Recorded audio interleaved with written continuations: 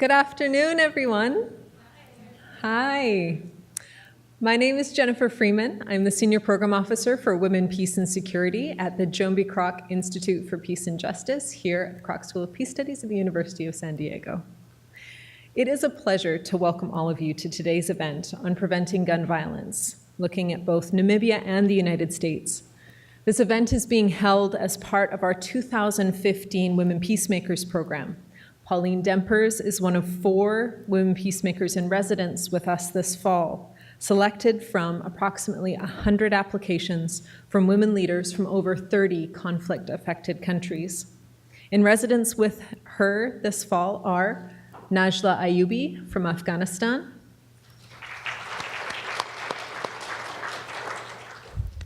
Glenda Vidskit from South Africa, and Galia Golan from Israel. For 10 weeks, these 4 courageous women will be working with professional writers. Writers? There we go. To document their stories of peace building.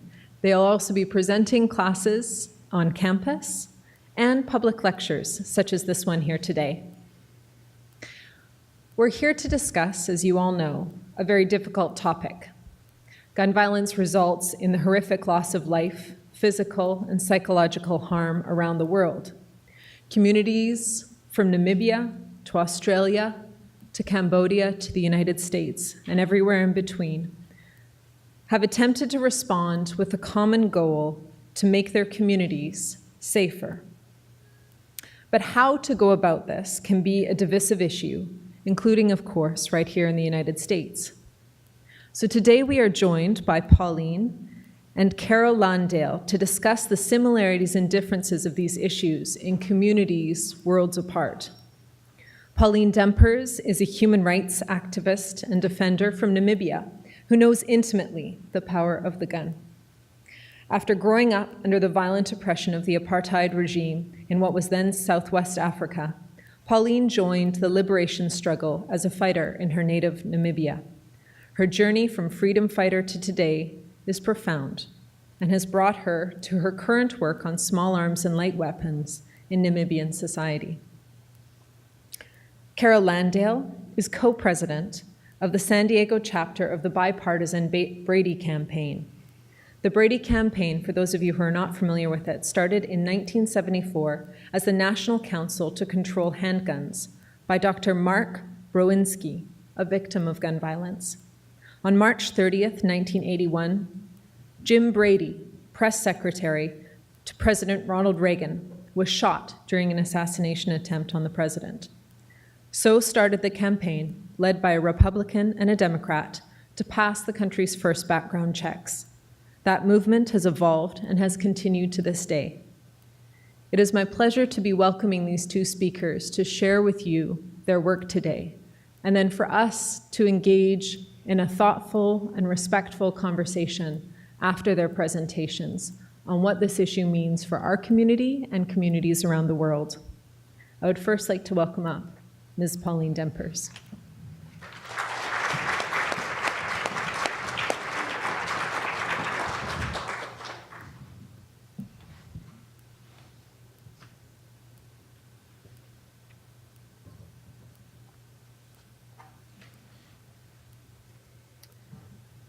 Thank you, Jen, and a very good afternoon to you. Hi.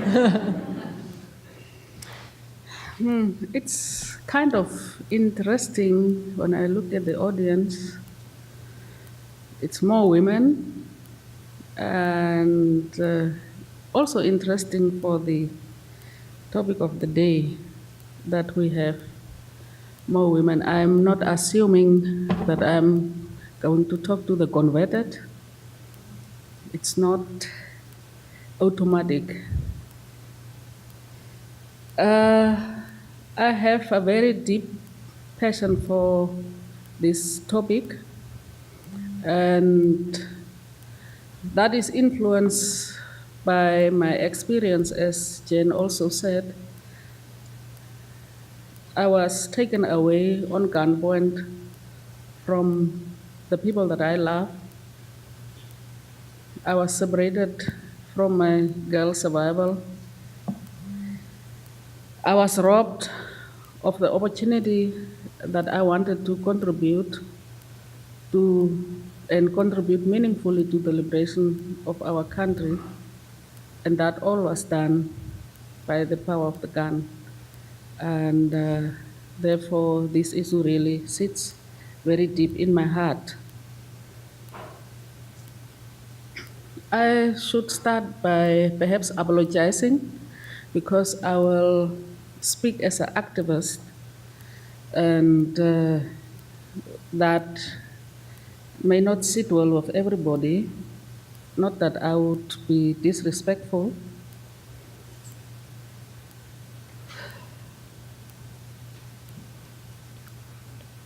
I would also want us to engage more, kind of like a conversation than a question and answer kind of discussion that we are going to have.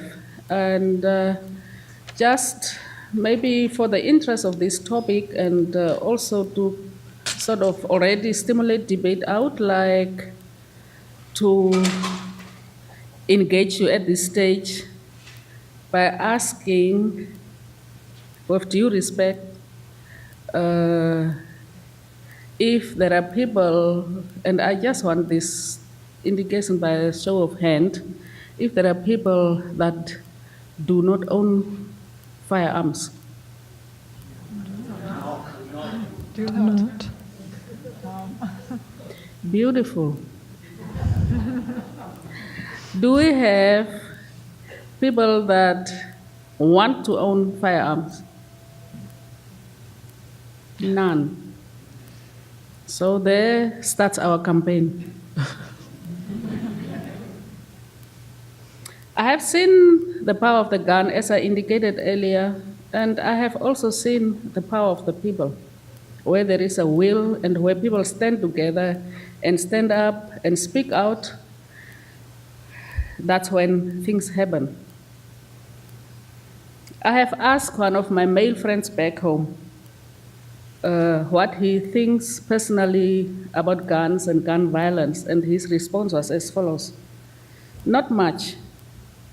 I don't even have one to start with. Guns give people false sense of security, and if not properly trained, they use it to confirm this. So I said, good boy. I have also tried to get the meaning and the purpose of guns, and gun is described as a weapon that shoots bullets or shells. And the purpose is described as guns are to kill. That's the purpose, nothing else. And interestingly, it further says that guns are only deadly if used for their intended purpose. So there we have the answer. Again, there was an article that I stumbled on from the Newton Action Alliance that talked about the power of the gun and how it is used, and that it is more used by men than by women. And there was also a suggestion that perhaps we could change a law a bit and give guns to women, and then obviously crime will reduce. But is that really the answer? We still will have guns. So, yeah, that were my thoughts around the topic that we have today. And I will start and continue with my discussion. The history of firearms in Namibia, we were exposed to firearms for over 100 years from Germany and South Africa, who were the colonial powers in Namibia. And also, in response, the indigenous people responded by forming liberation movements which had SWAPO, had the armed wing, and this is how we were exposed to firearms or guns. And also the civil war that was in Angola brought more guns to Namibia, and that is the way we are exposed to firearms.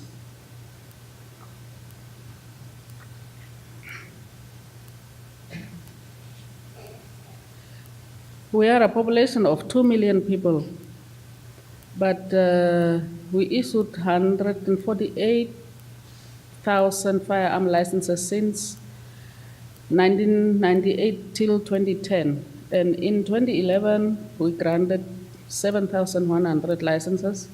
Only 69 were rejected. In 2012, 7,600 approved, 109 rejected. And the estimates of civilian ownership of firearms is 260,000, which means 12.6 arms per 100 people. And we also rank 51 in the world as far as civilian ownership of firearms is concerned. Again, a study that was carried out indicate that we had increase in gun violence and that guns are easily accessible and too many are in circulation. We have got a very weak law, and there is also a relation in gun use and abuse and the age. Poverty and unemployment are said to be the aggravating factors, and this is sometimes highly contested because people are saying, do you mean that people that are poor are violent? And this is not really the meaning, but the situations that people find themselves in sometimes lead to violent crimes.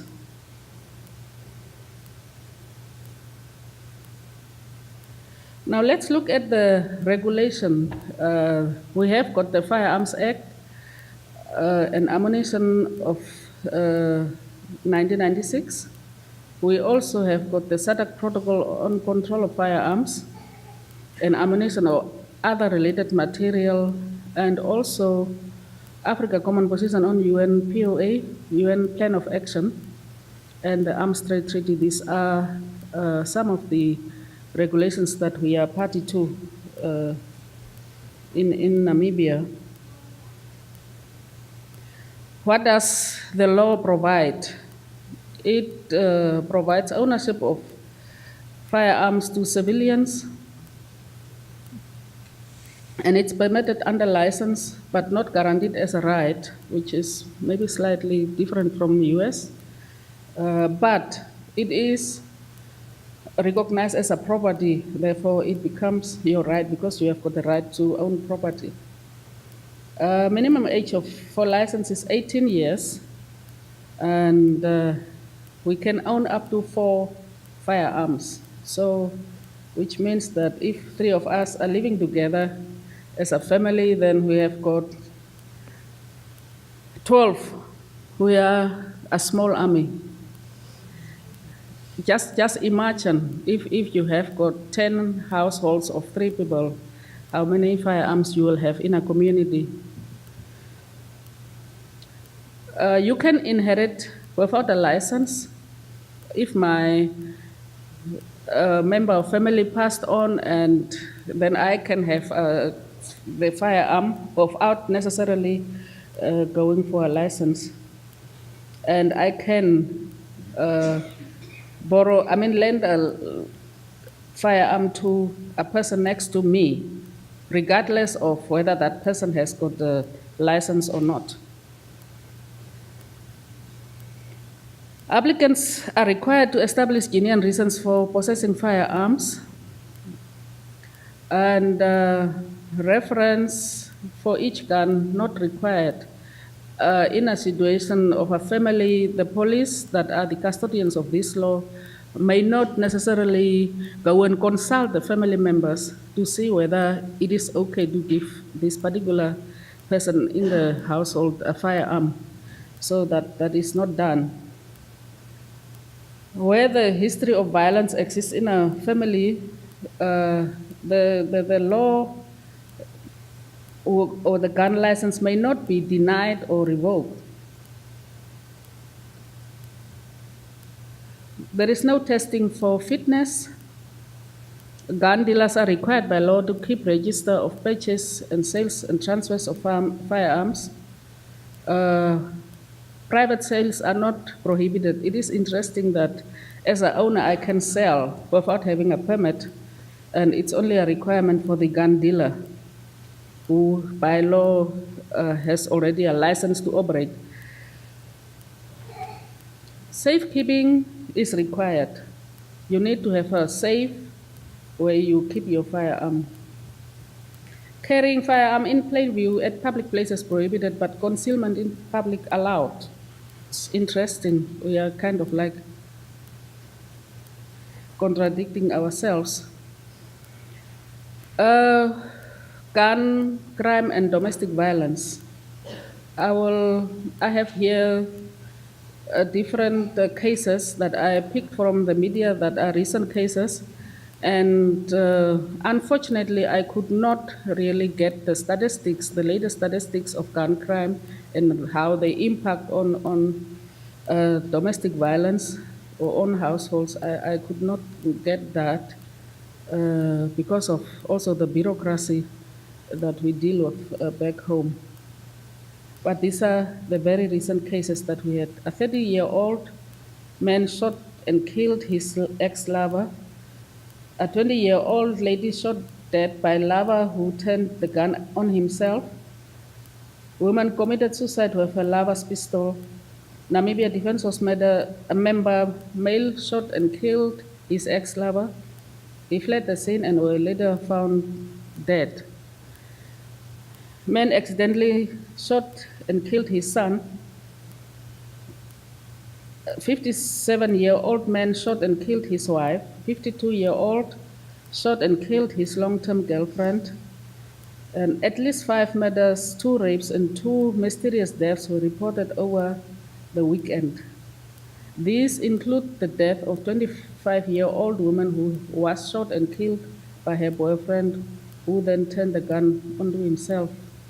That was the police report through the media. And that is also an indication of how guns are used in our families and that how they feel domestic violence. It is more used against women, and women remain vulnerable to this deadly weapon. It, as I said, increase domestic violence. Women are more victims. Development is under threat. You will not have investment if gun violence is rife. And it also equally affects tourism. Now, what we are proposing as amendments are to reduce the civilian ownership of firearms. And we actually strongly discourage civilian ownership of firearms. We can discuss that. We also would like to introduce competency tests where a person would be tested and that will qualify the person to own or not to own a firearm. We propose a renewal of a license for at least every 5 years, because currently you can have a firearm lifelong without really being tested, and it could be that who says that you are mentally fit after 10 years, after 20 years. Of course, we also age as people, we also fall sick as people, so our state of mind may be different over time. And we are also strongly against inheritance without license, and also to loan a firearm to any person.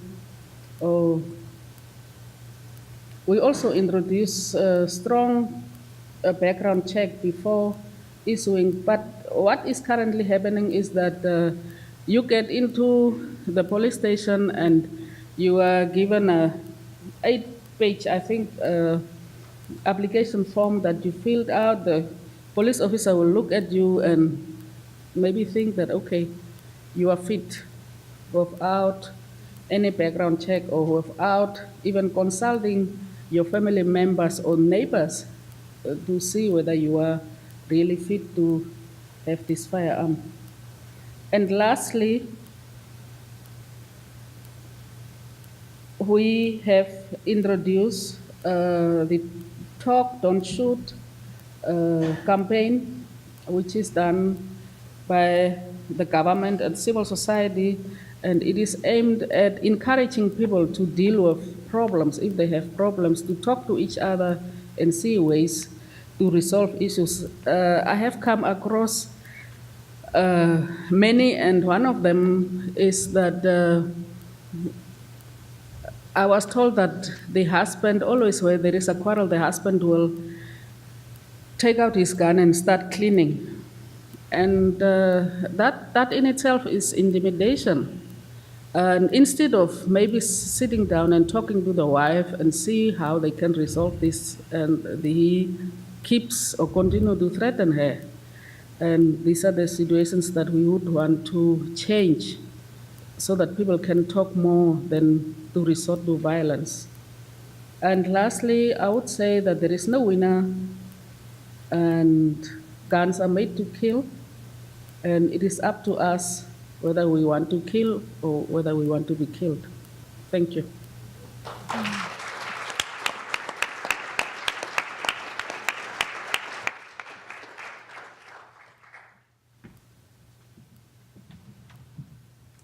Thank you so much, Pauline.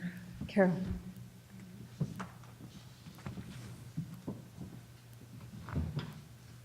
Okay, so I'm going to talk about the problem in this country. And indeed, from what Pauline was saying, we share quite a few things in common when it comes to gun violence.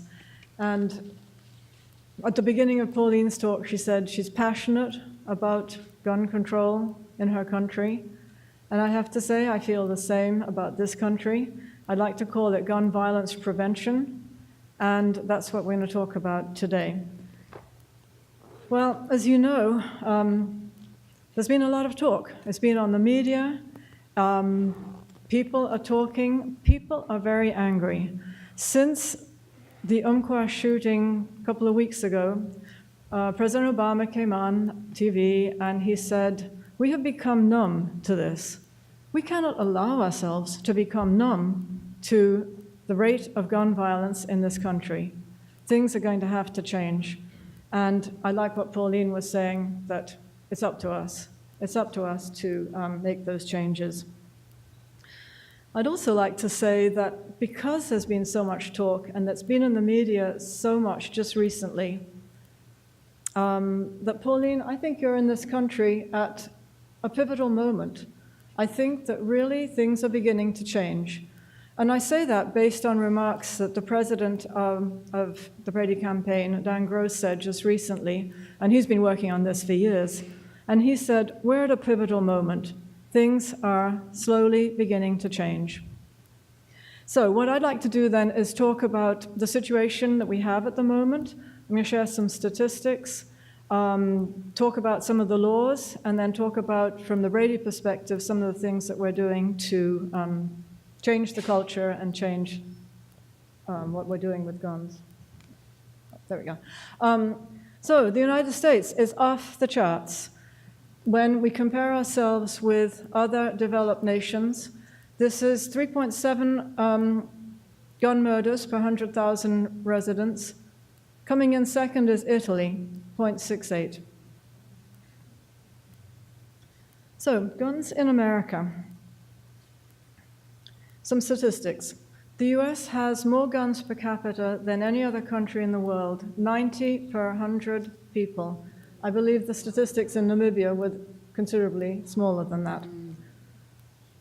We have an average daily gun toll. 89 people are killed on average every single day in this country, 9 of whom are children. That equates to an annual gun toll. 100 people get shot annually, and again, these are averages. 32,000 people get killed. Now think about when the World Trade Center happened. 3,000 people died tragically. Our government jumped into action. We had laws passed all over the place.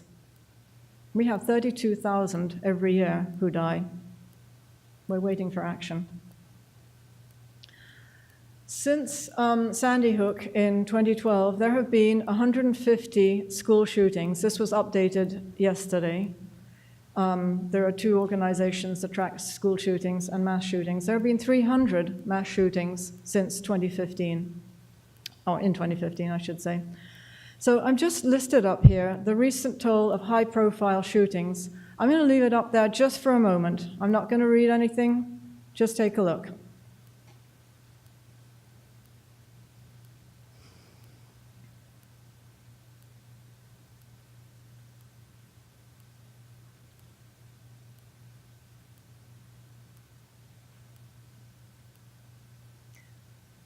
Obviously, our country has a problem.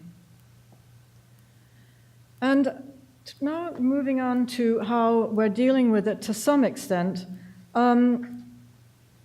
This is a report from 2013, but it shows how gun laws vary from state to state.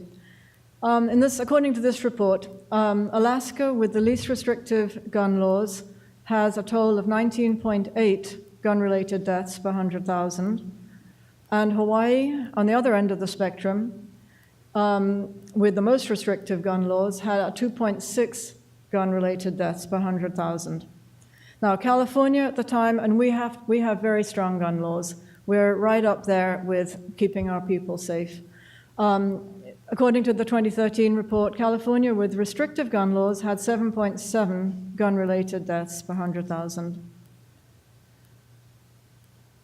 So another way to look at this, states with higher gun ownership have higher rates of homicide. So down this, the vertical, we've got gun deaths per 100,000. Horizontal, we've got numbers of gun owners, percentages of gun owners. Percentages of gun owners in Wyoming, Montana, Alabama tend to be up with higher gun deaths. It correlates.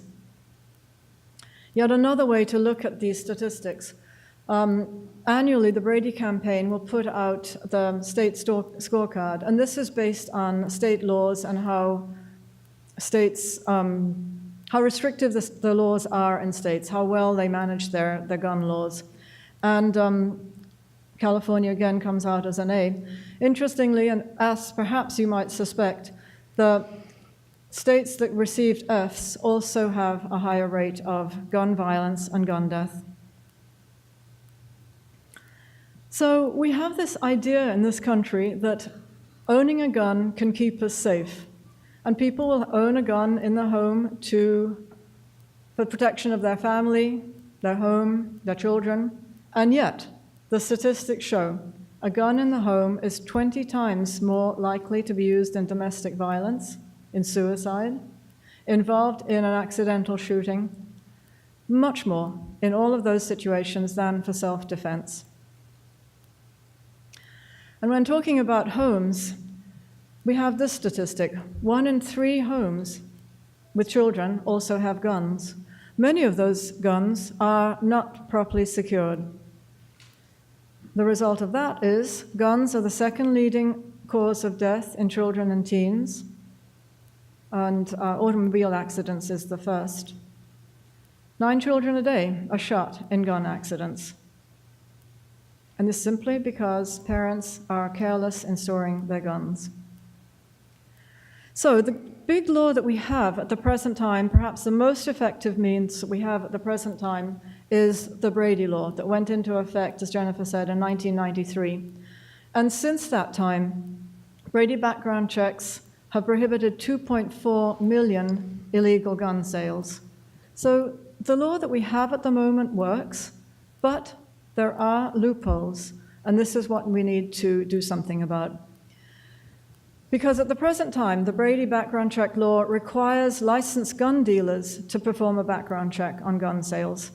But it doesn't have any provisions for gun shows, for online sales, for private party sales, nor for the 3-day delay from NICS. NICS is the National Instant Criminal Background Check System, and the law, as it reads today, is if a background check does not come back within 3 days, a dealer can legally sell a gun to the purchaser. This is exactly what happened in Charleston. The background check did not come back, and the shooter was able to buy a gun. So these are loopholes that we need to be demanding that Congress do something about. We had an assault weapon ban, but it expired. All attempts to renew that ban have failed to this date.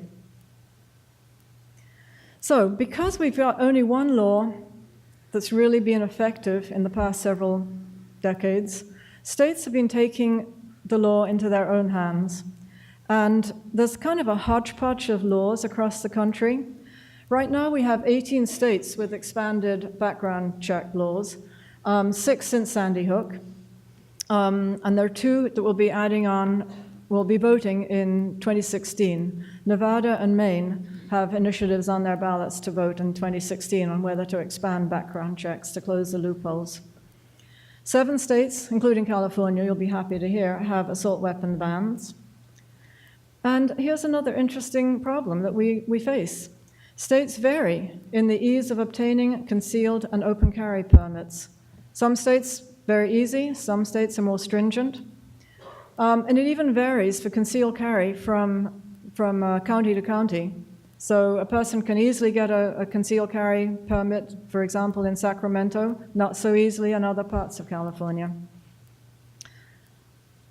So at the present time in Congress, we have 2 bills that are sitting in Congress, and the first one, and actually it's the one that the Brady is strongly supporting, is H.R. 3411. Its title is Fixed Gun Checks Law.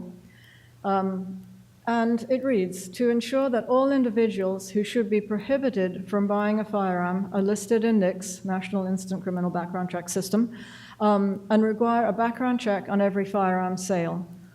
So this is a strong law, and we are hoping that it's going to get passed soon. The other one is H.R. 1217, which is the Public Safety and Second Amendment's rights protection. This one reads, ensure that all individuals who should be prohibited from buying a firearm are listed in NICS and provide a responsible and consistent background check process. So they sound rather similar. And you know what? At this point, anything is better than nothing. But the 3411 is expanding background checks to all gun sales, whereas 1217 is closing the loopholes with gun shows and online sales. In California, we have good gun laws. This year, 2 important laws were passed and will go into effect in January of next year. We have the gun violence restraining order. This came out as a result of the Santa Barbara shooting last year, when that family called law enforcement. They said, we're concerned about our son. He has mental health issues. Law enforcement talked to the son. He appeared to be perfectly normal.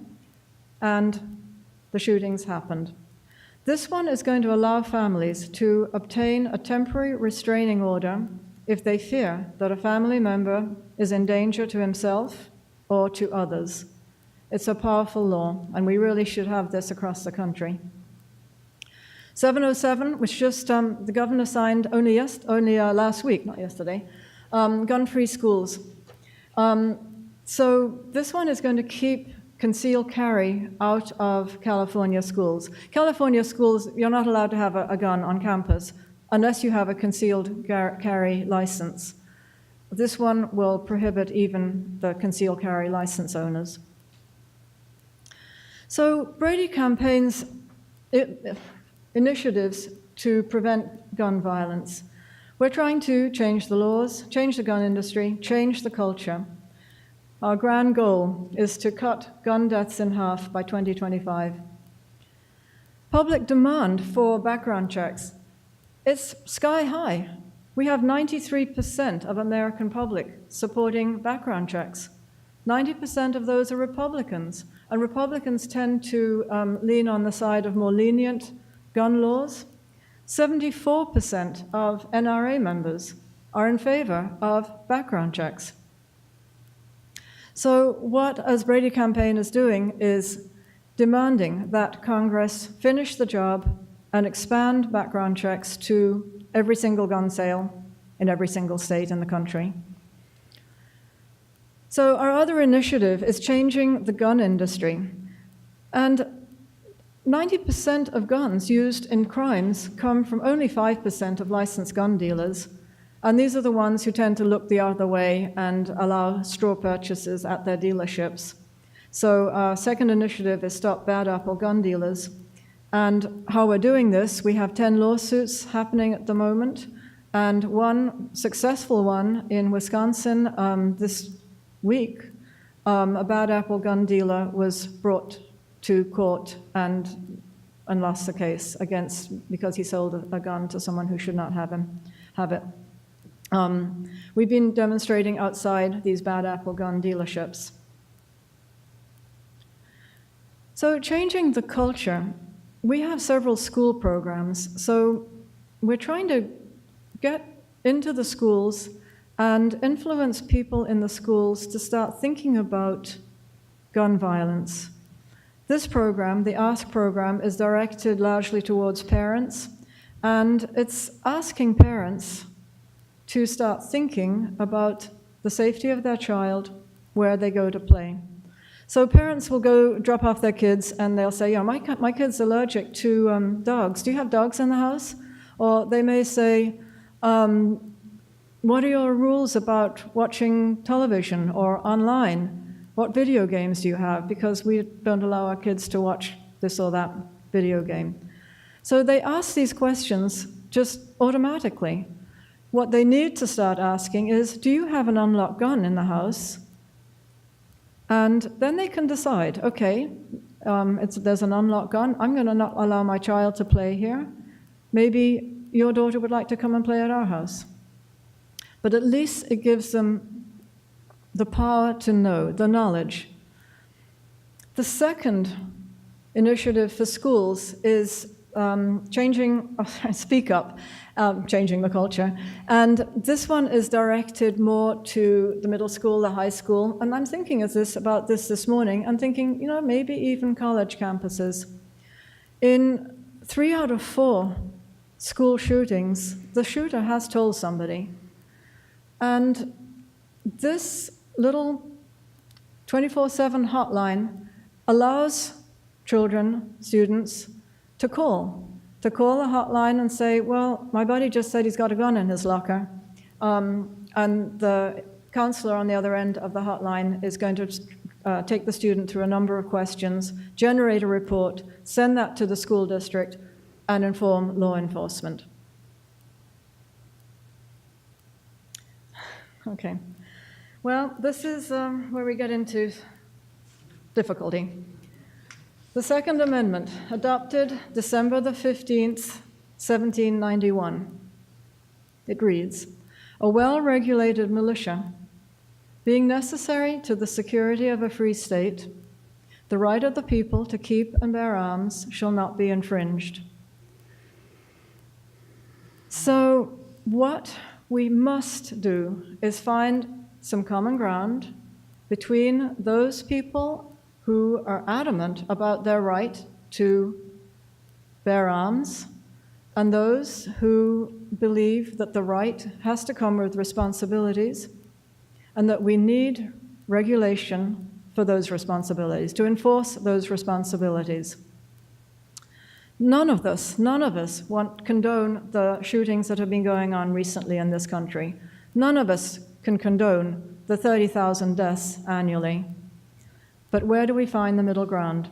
So looking at schools, this was a sign in a Texas school. It says, attention, please be aware that the staff at Argyle ISO Independent School District are armed and may use whatever force is necessary to protect our students.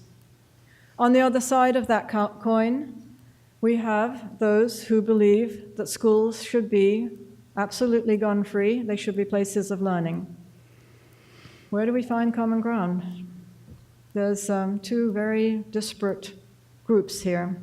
But then I was asking myself this morning, okay, so if we give guns to teachers to protect their students, do we therefore give guns to all the workers who work in the mall? There are shootings in malls.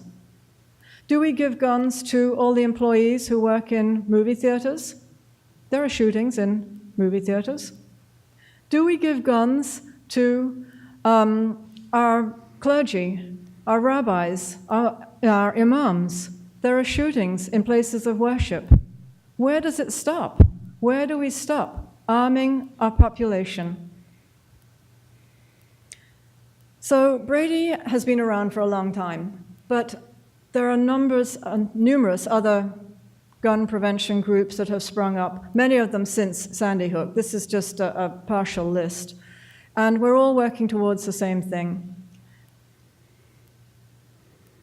Here in San Diego, our little Brady chapter, the way we reach the public is through community fairs. We pass out information and we educate at community fairs. We had the Ask Proclamation at City Hall both this year and last year, so encouraging parents to ask whether there's a gun in the house. We've been giving school presentations about the Ask campaign and about the Speak Up campaign, and also to the Safe Storage campaign, which I didn't touch on in this particular presentation. We were active last year in the gun buyback program, and we've been organizing peace vigils. We'll be having one in December for the victims of Sandy Hook and all the victims since. Strange, but people without guns rarely shoot anyone. Thank you so much for your attention.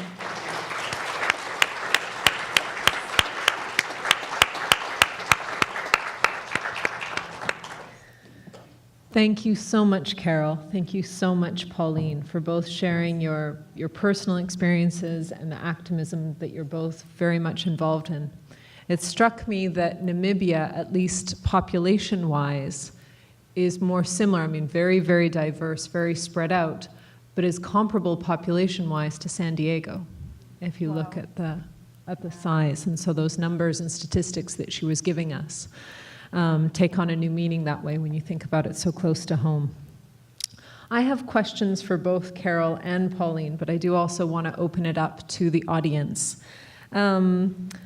I wanted to just begin, though, very quickly, Pauline, by coming back and asking you, because of your history living in such a violently oppressed society and feeling that you wanted to join in your country's liberation struggle for the Namibian people, what were the conditions, or when was the time when you believed, or was there ever a crystallized time when you believed that you did need a gun to assert your freedom, to assert your rights?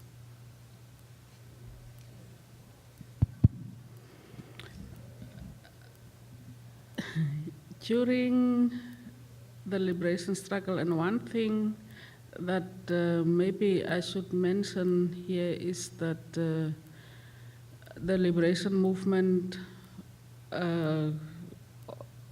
extended a wing of the armed struggle, and that was kind of a requirement internationally, and therefore it is with that extension that SWAPO, the liberation movement, was accepted as the sole and authentic representative of the Namibian people. And to an extent, it has helped, but then at the end of the day, we had to come back to the table. We had to come back and negotiate for our peace, and we had the UN Peace Plan Resolution 435 that paved the way for our liberation and freedom. And therefore, I personally, I had pride in responding to that, the forces of violence that the South Africa pose as a danger to our nation, and whatever means were used at that time were justifiable. But then what I have also realized is that peace is possible without necessarily violence. And that is a lesson that I have learned of our liberation struggle, that it's not only violence, or it's not only the armed struggle that would bring peace to a country.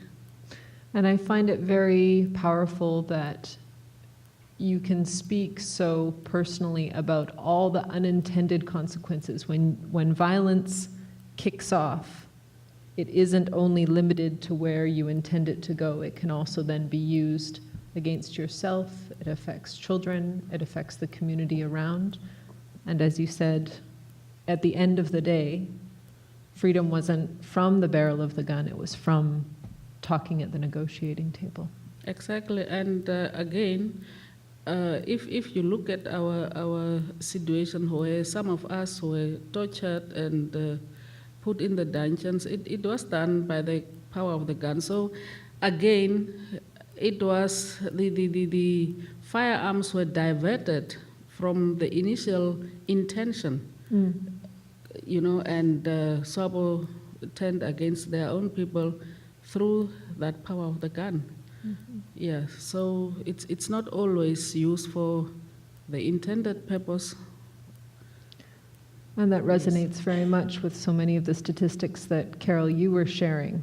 For all the homes that have guns for protection purposes, the number of violations or violence that is enacted is so often against members of their own family, accidentally or at the wrong hands. I wanted to raise a question while we open it up to the audience, and that's that the Vista had a front page article in its latest edition asking USD students, do you feel safe? And I think that goes not just for students, but for us as staff and faculty here. And the answer in the article, which I encourage all of you to read, is that there's not a lot of knowledge about what to do in a situation if there was active shooting on campus. But I think more importantly, looking at the prevention element and what, Carol, you just shared about the importance of something like what was the name of the campaign again? The Ask Ask campaign. And in the school. And the school one, the Speak Up. Speak Up campaign. Speak Up. So that students can also be educated towards knowing if they hear about somebody who's... Correct. And that was really for high school, but I think it applies to college as well. Absolutely. Yeah. Well, those were just some initial thoughts I had, and we have two of my colleagues here with microphones. For those of you that have questions, please raise your hands, and we'll come around and get to as many as we can. So there's one here and one here.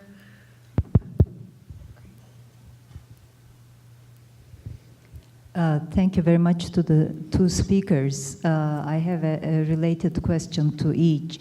First of all, to Pauline, we think that one of the greatest obstacles to gun control or change, gun reform in this country is NRA. And what are the biggest obstacles you're facing in Namibia?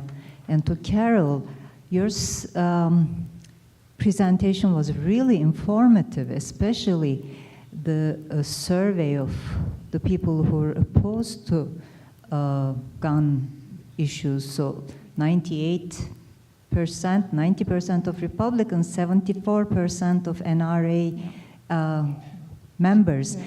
How is it that we don't hear these statistics in discussions over gun control, and how can we help publicize this? Because the question has been so polarized between Democrats and Republicans and NRA members and non-members. Yes. Well, I'll answer that one first, perhaps. So it is a polarizing issue, and the numbers are out there, but I think the NRA, who has had a very powerful voice up to this time, has been careful not to allow them out into the public quite so much.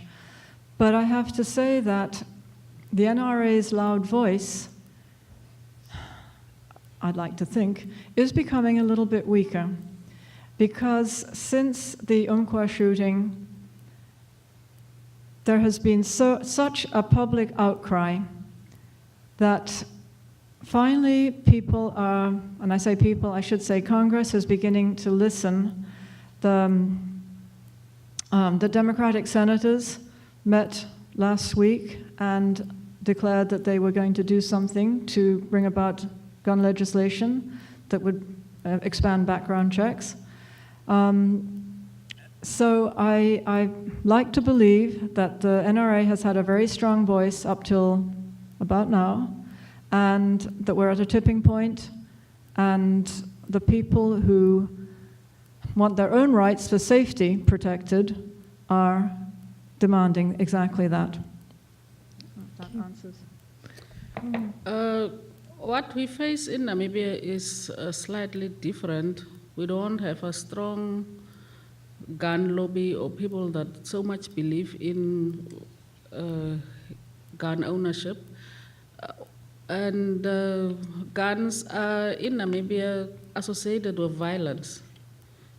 And that is probably because of the invasions that we had experienced during colonial era. We were invaded with guns, and that is the violence that we have seen. There was a genocide. So from that perspective, we don't have a strong group that advocate for gun ownership. What we experience is especially domestic violence where firearms are used, and organized crime where people are robbed with firearms and so on. So that's the situation back home. Okay. There was something interesting that Carol ended with, and that is that people who own firearms do not necessarily use them. And that is some of the arguments that we have come across back home. And my question then would be, and that is what I was always saying, that why don't you surrender? You don't use it. Why keeping it?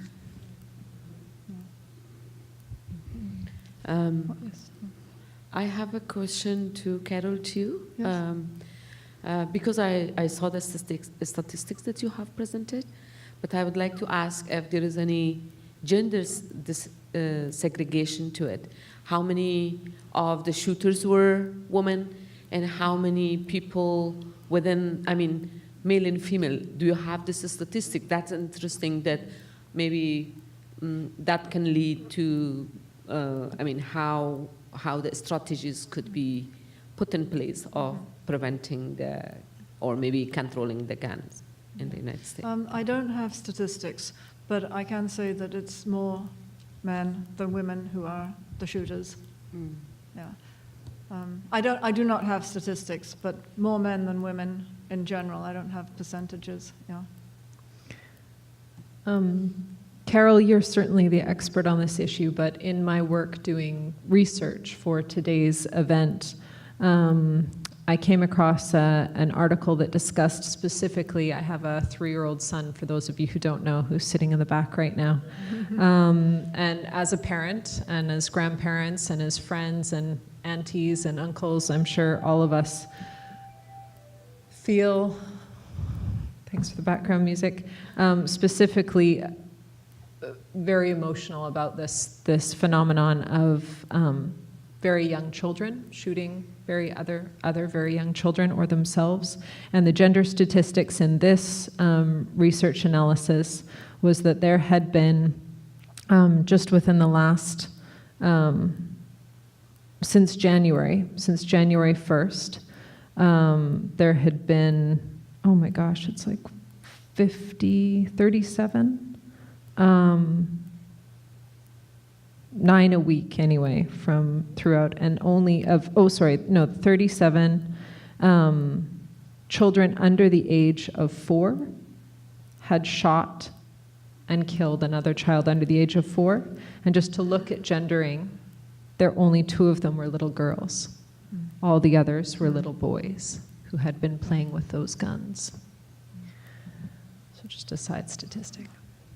Other questions? Do we have somebody with the microphone? We have one up here, then one here, then one here, then one there. Hi, I've got 3 questions about where the guns come from. In Namibia, I don't imagine there are manufacturers of guns, so where are they coming in from? And I know, I work in Namibia, and I know that there is a big presence of China there, and I was wondering if by any chance the commerce has anything to do with all the things that the Chinese sell there.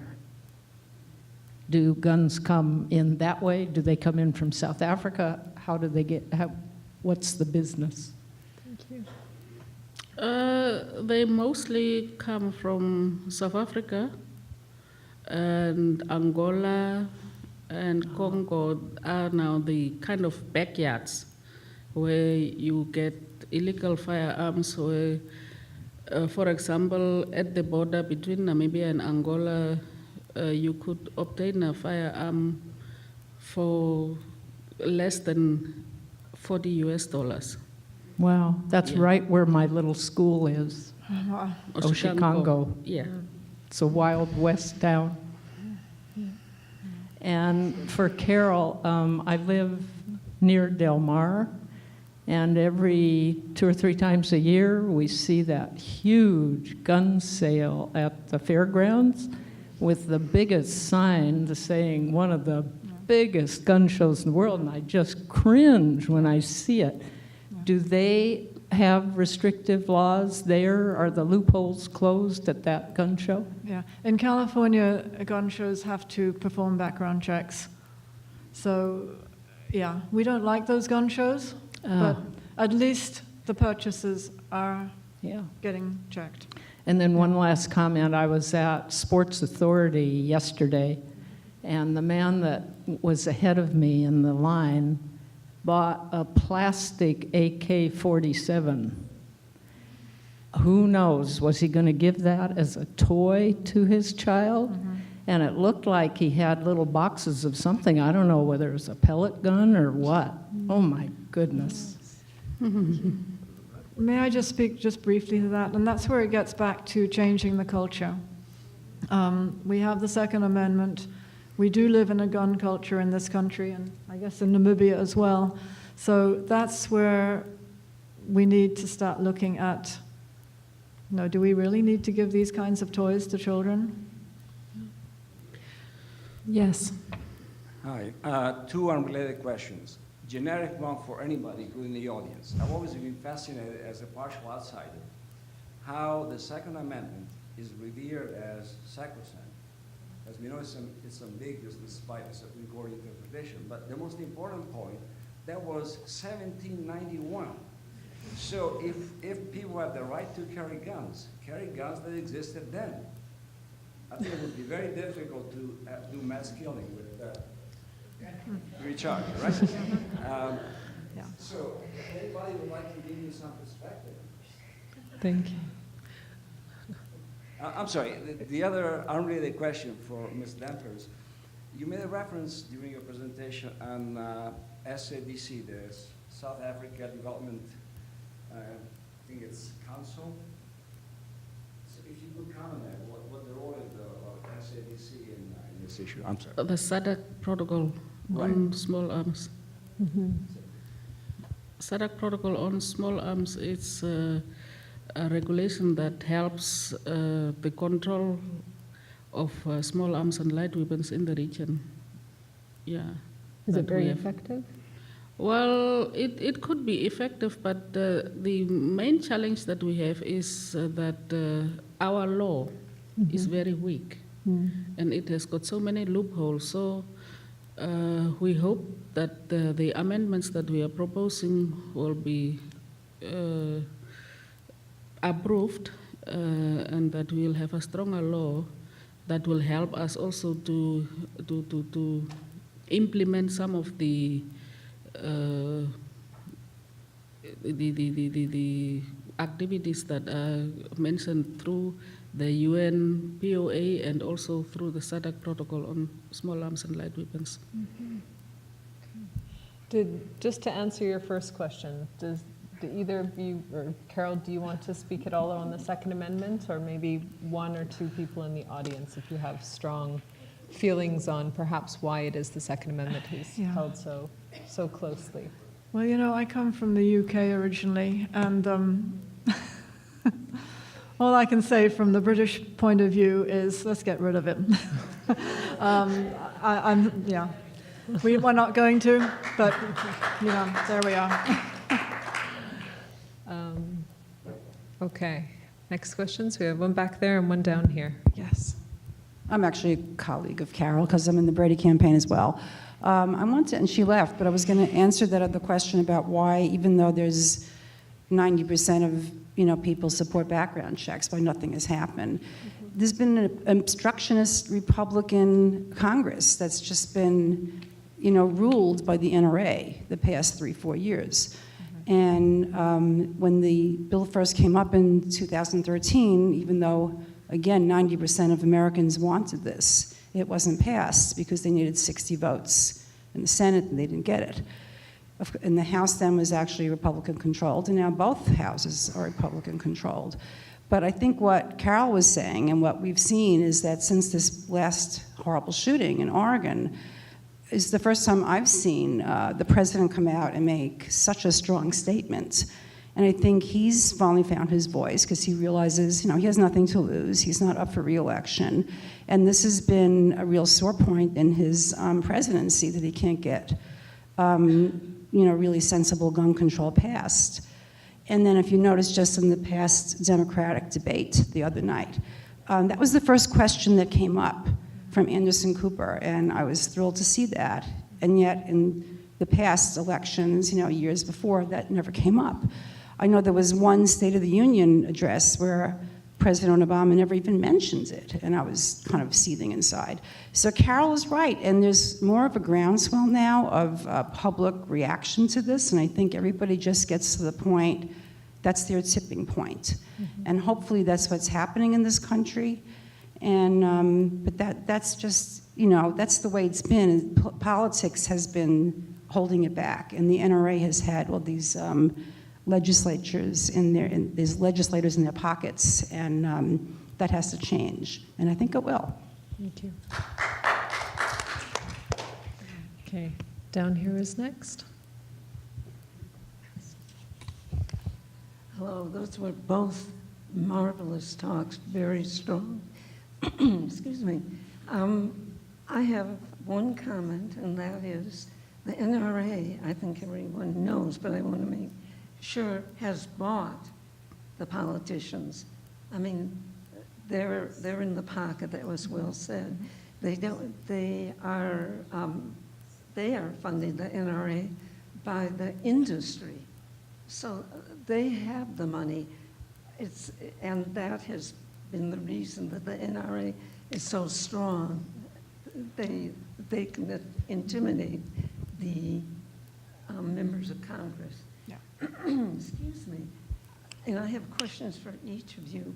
One is, Pauline, does your country have an organization? I know you mentioned a few, but are there any government organizations or, anyone working with your congressional delegations?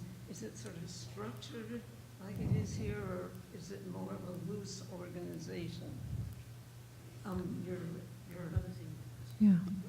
gun violence prevention organization. Something like Brady or one of the other, is that what you're Yeah, referring whether to? or not breaking the wall of Yeah. silence connects directly with policymakers, if I understand the question correctly. Yes, as part of civil society, we are part of the National Action Plan on small arms and light weapons. So, in that we are part of the national agenda and national campaign. And you had a second question? Yes, I did, and this is for Carol. Can you speak into the microphone, please, just so that we can hear you well? Is the Brady campaign actively involved now in getting more anti-gun violence people elected to Congress? Is there an actual movement? I know some of the organizations have it.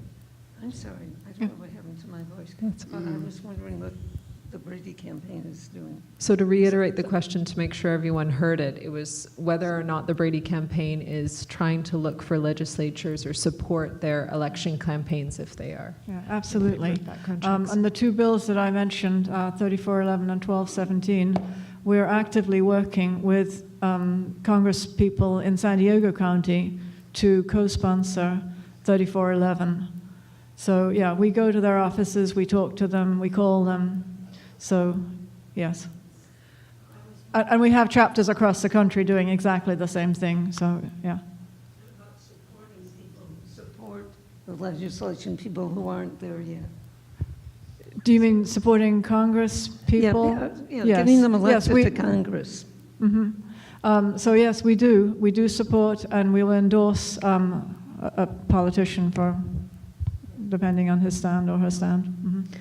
I just wanted to make a quick connection to your first comment too, that when you talk about where the funds go from the gun industry or from the weapons industry, that's also international funds and connects very much to our global work in trying to do peace-building initiatives to reduce conflicts that fuel arms trades. And of course, the United States is one of the biggest arms trade dealers globally. And of course, that is fueling a lot of the money that is then able to go to the NRA and push policy here in this country. And another question? So one back there and then one right here. Oh, okay, you do it the other way around. I think it's up to all of us, just regular citizens, to have conversations with our representatives, elected representatives, to let them know, because they do hear via checks, but influence from the gun industry, but they don't hear enough from regular citizens that we are interested and we should call and write letters and about these two bills that you spoke of. 3411. Yeah. And you're absolutely right about that, and I encourage all of you who want to see some gun laws put into effect to call your congressperson, your representative, and say co-sign 3411. The bill's there, but it needs a lot more co-signers. And I don't know if you haven't ever called your representative before. It's easy. You won't talk to your representative, but you'll talk to a staff member. It's very easy, and they're always very friendly. You can even leave a message. If you go on their websites, you can send an email. It's an easy thing to do, and it does make a difference. Thank you. Yes, right there. So there seems to be a need for both cultural change and implementing gun restriction laws. My question is, and it seems that implementing gun restriction laws would make more of a direct impact quicker. How do we make a cultural change, or what, in your opinions, do we do culturally to make more of a direct impact in a quicker way? Thank you. You have an answer to that? Yeah, I'm gonna jump on that too, since I have the mic. But I actually have a related question to that I'm curious about, which is a problem that I think when we look around this room, if we've got more men committing these crimes, and there's a half dozen sitting in this room, and when you ask how many people own guns or don't own guns, nearly every hand goes up. And so related to that question, how do we push that cultural change? I don't think there's any one pat answer for that. I mean, the two initiatives that I spoke about, of course, there's, people will talk about television, violent video games, all of that. The lady down there with seeing the person buy a gun for a child. I don't know. But I think if bit by bit each person can, I shouldn't say I don't know. I think starting with awareness, the more people become aware of the dangers of guns and how easily they can get into the hands of the wrong people, that will influence that cultural change. So awareness and education, I think, are perhaps prime to that, to answer your question. Maybe just to add to what Carol has said, I think one way of doing it would be to start with yourself in your home, where people may be owning firearms, or where parents also may even buy toy guns for children. And that is what I, during my campaign, have started. I would take gun toys from children and give them different toys to play with. That's one way of doing it. And start to talk about the danger of guns in your family. Start with yourselves, and then you can take that out to the rest. Yeah. Did you want to add anything, Carol? I wanted to quickly compare with the cigarette industry. 40 years ago, everybody smoked. We did affect a cultural change. So the same thing can happen. To elaborate on that, I was on the Brady campaign site again as I was doing research, and both the anti-smoking campaign, think of where we were a couple decades ago, and also the drunk driving campaign. I mean, those are two massive movements that were able to change cultures from what was cool and glamorous to what is now considered to be incredibly risky. And I would recommend you going to look and see what the Brady campaign, they have a fantastic video on their website that comes at it from a very strong public health perspective, and looks at kind of, as a public health crisis, how can we deal with this issue? And I would also join what great recommendations you've made, Pauline and Carol, to say join some of these movements. Have things on your Facebook page that so that people can just start seeing it. The more we see it, the closer we are to reaching the tipping point that Carol mentioned of being like, oh yeah, this isn't okay. It's not okay, luckily. The power of Facebook. About cigarettes kill. The NRA says guns kill. Well, who's going to counter that? Yeah, they say people kill. The other thing I think that we, getting back to do you feel safe? I think that some of our television stations in particular show violence unnecessarily. If there is a shooting that has a gun, they stress all of these little kind of crimes that are very small, but they get people thinking, oh, I do need a gun because so-and-so was robbed or somebody broke in, and even though the crime rate is down, just as immigration rate coming across the border is down to very low levels, our media talks about it all and gives examples, and so it makes it seem like it's more prevalent than it is. So I think that's another contributor to the culture, and we have to, it's complicated to try to change. Any other questions? We have some from people we haven't heard.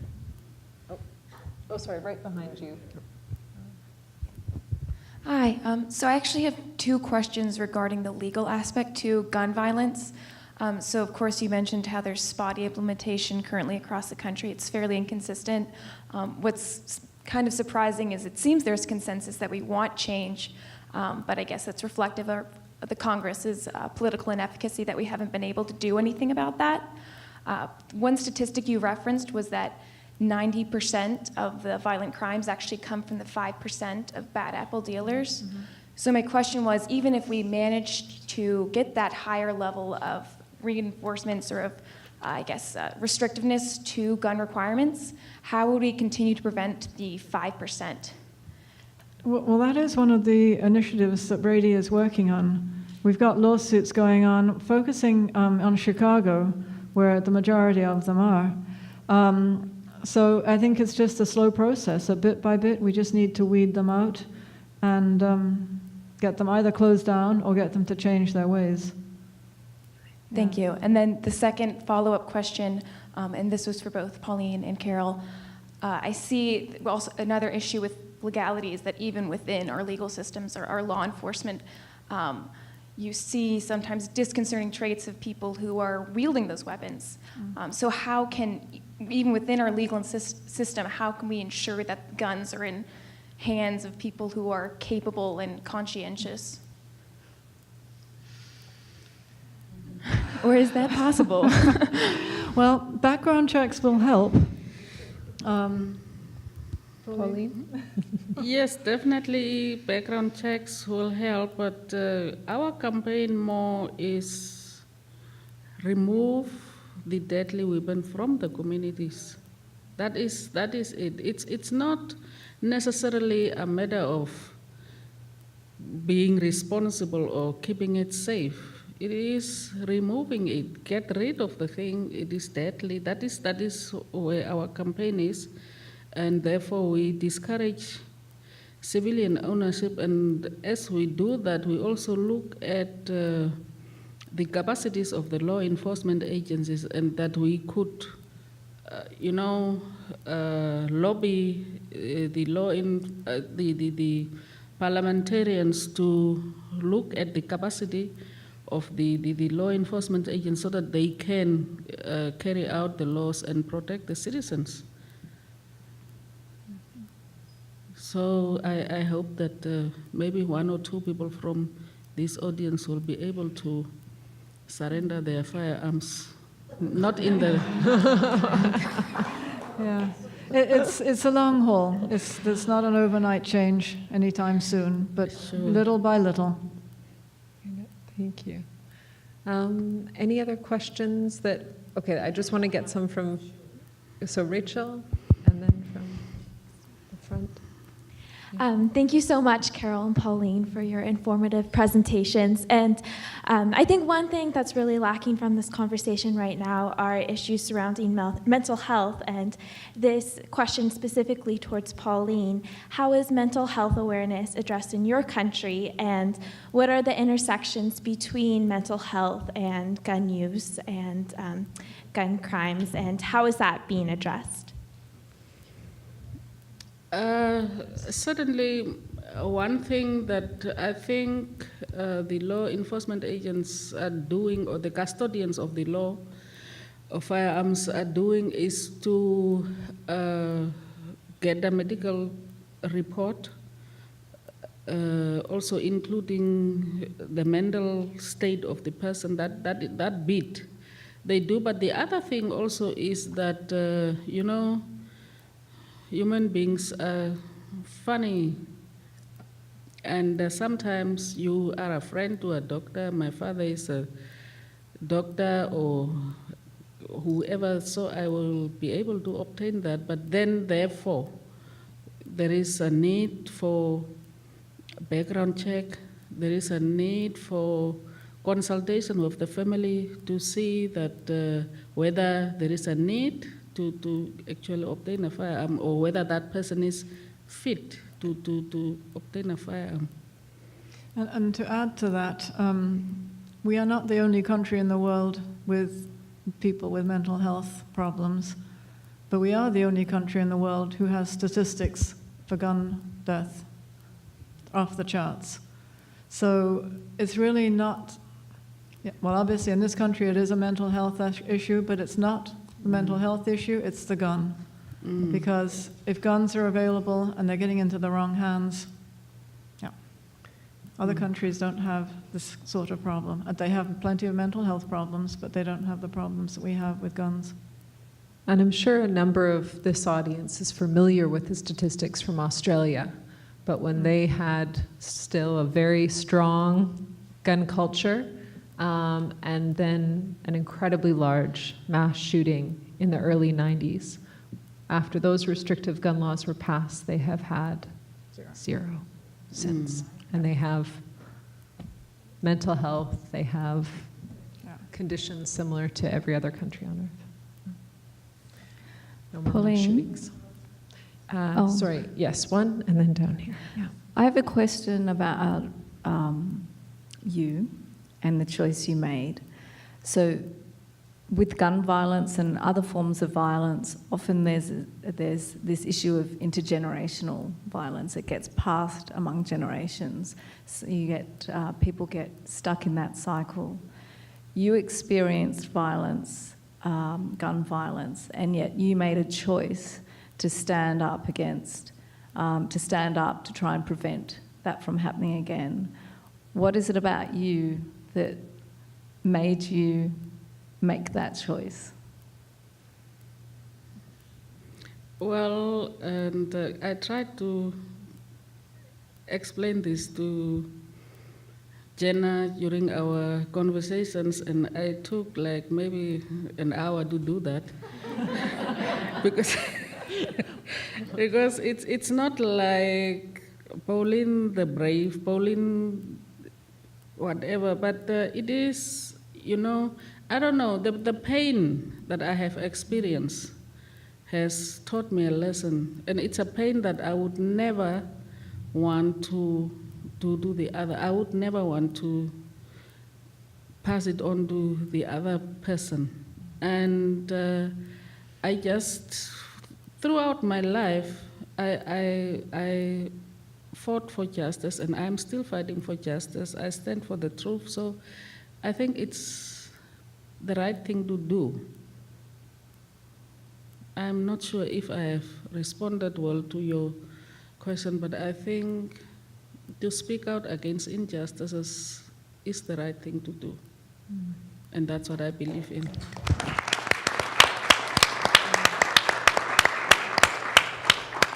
With that, I'm afraid it's time to wrap up this event, but I am so grateful to all of you for your attendance here today, your thought-provoking questions, and of course, to our two fantastic panelists. Thank you so much.